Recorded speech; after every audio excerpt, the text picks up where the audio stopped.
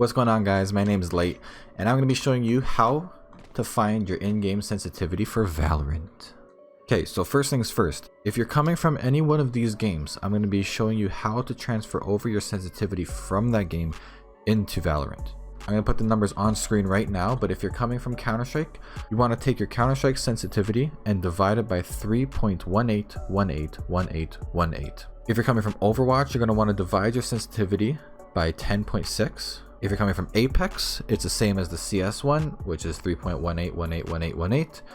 And Rainbow Six, you're going to multiply that sensitivity by 1.2. This is going to give you a general sensitivity that you had from that game. And the reason why I say general is because since the field of view is different in this game, it's locked, you can't change it. The field of view being locked might make your sensitivity feel different, even though you transfer over your sensitivity directly with the formulas. It might feel a slight bit different just because of the field of view difference. For me, my sensitivity was 4.2 when I transferred it, but I had to drop it down to 3.8 to get the same feel that I had in Counter-Strike. But if you're not coming from any of these games, I'm going to be showing you now how to find a perfect sensitivity for you. Now, there's not one number that I can give you that's going to work for everyone. Sensitivity is not something you could just look up and be like, oh, this is what the pros are using, this is what I'm going to use, and I'm going to be good. Sensitivity is a feel thing, and for everybody it's different, so you're going to need to do a couple things to find something that's good for you. One of the first things that I like to do when I start a new shooter is I like to make sure my sensitivity is high enough where I have my mouse in the middle of my mouse pad and I can do a full 180, so that if anybody does come from directly behind me, I can swipe and shoot him and, you know, have a fighting chance. If you have a sensitivity that's too low, to shoot a guy who's behind you, you have to swipe 2 or 3 times, and that takes too long, and you're probably going to lose that gunfight. But making sure that your sensitivity is high enough so that you can do that 180 and look and shoot him behind you is going to help you at least, you know, have a fighting chance if somebody does sneak up behind you. So I would suggest finding that sensitivity where you can do the 180 and then increasing your sensitivity till it's comfortable from a farther distance to be able to track somebody's head. And I'll show you how to do this in a second. But first, I'm going to explain some aiming mechanics with your arm. So people might have asked you before, some other videos might have asked you to identify if you're a wrist shooter or if you're an arm shooter. And the answer you should have is always both. The reason for that is you always want to aim with your wrist. Every time you can, aim with your wrist. It's the most accurate. If you need to focus on a target like this, aiming with your wrist is always going to be the most accurate, even though, whatever, I'm messing up here. But then again, in the last 2 years, I've played only League of Legends, so now I got to regain that muscle memory on how to, you know, flick again.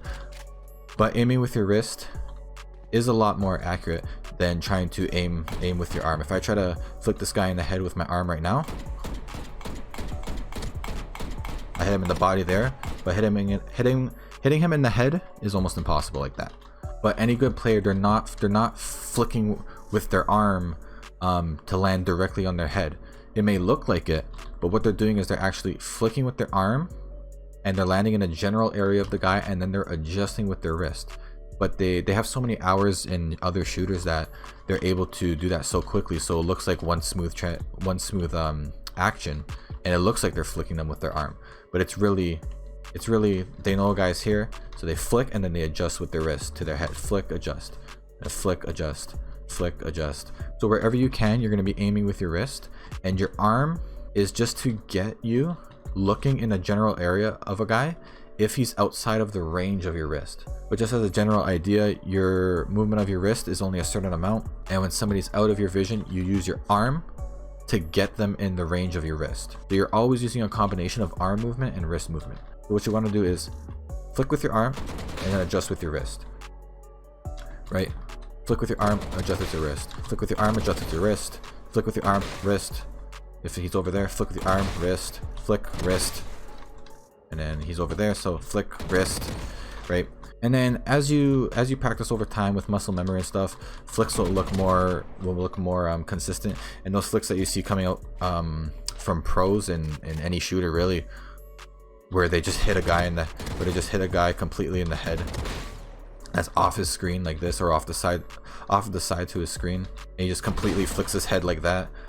You know, it's it's again just a part of muscle memory. So now that you know roughly what those two different types of arm movements are, that's why I said earlier you have to make sure you have a sensitivity where you can do a 180, because like I said, you're not going to want to flick and then pick up your mouse and then flick again, because that's just time wasted.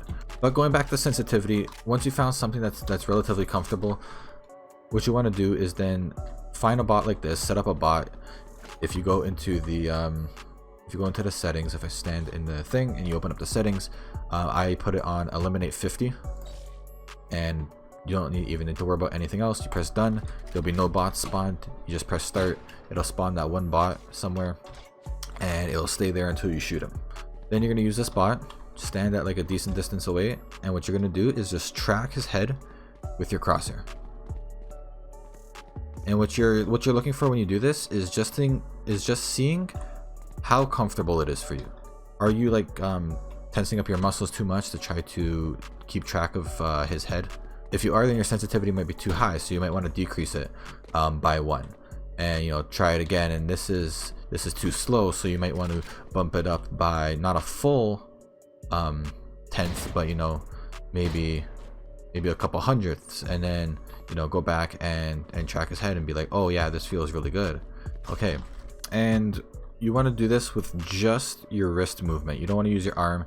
The point of the whole sensitivity thing is finding something that's comfortable with your wrist aiming, because that's the type of style that you're supposed to be using most of the time. Once you find something that's comfortable like this, now basically you just want to start playing with it. You don't want to play around with your sensitivity too much, because a lot of shooting is just muscle memory. It's just that natural instinct that you build up over time, and if you keep constantly changing it, that means you have to keep constantly relearning it. You can make little adjustments here and there, but for the most part you should be keeping your sensitivity roughly the same. So that's basically it on how to find your own sensitivity. I mean, it's just a matter of getting a feel for it, finding something you're comfortable with, finding something where you can reach all the areas around you, so that if somebody does come from behind you, you can shoot them. Like I said before, there's no specific number that I could give you. It's different for everybody. So sensitivity is a lot of something that has to do with like comfort and personal preference. You can look at other like pro players from other games, or like other streamers who stream Valorant, who are really good at shooting, and you can see their sensitivity and you could compare it, maybe try their sensitivity out, see if you like it, and make adjustments from there. But don't expect to copy someone's sensitivity and start hitting shots like Shroud or something, right? So to recap it, find something where you can do a nice 180 so you can shoot someone behind you without having to lift up your mouse and readjust. Then start slightly changing your sensitivity to where you can track somebody's head smoothly like this, where you're not putting too much stress on trying to control your mouse. Then once you think that you have those nailed down, hop in game, try some games out, be like, I didn't like this feeling, maybe it's a little too high. Come back into practice mode, drop it down a bit, and see if the tracking is still good. If your tracking still feels comfortable, hop back in game. And like I said before, don't be switching it up too much, because a lot of it is muscle memory, and the more you change it, the more you're gonna have to relearn it, and you want it to become second nature eventually. This is a very general video. I wanted to do a video on more of crosshair placement and shooting mechanics, but sensitivity is a huge part of that, so that's why I wanted to cover this first, make sure everybody knows on how to get the right sensitivity for them, so that when they are trying to hold an angle or peek an angle, slow peek an angle like this, and try to keep their crosshair right at the edge of this this arch thing, and they can't keep it because their mouse is jumping everywhere, and they lose the fight because their mouse was here when the guy just peeked over here. I want them to know that it's because your sensitivity was too high. You want to be able to track the edge of this, so that if somebody does pop out, you're ready to shoot them. But this is crosshair placement. I'll have a whole separate video on this. When I got you to track the guy's head over here, it was more or less just to see if it was comfortable for you. But if you do have any specific questions on sensitivity, you can just leave a comment down below if you want. But I also stream on Monday, Wednesday, and Saturday, so you can tune into that, and we can have a whole conversation in there if you want.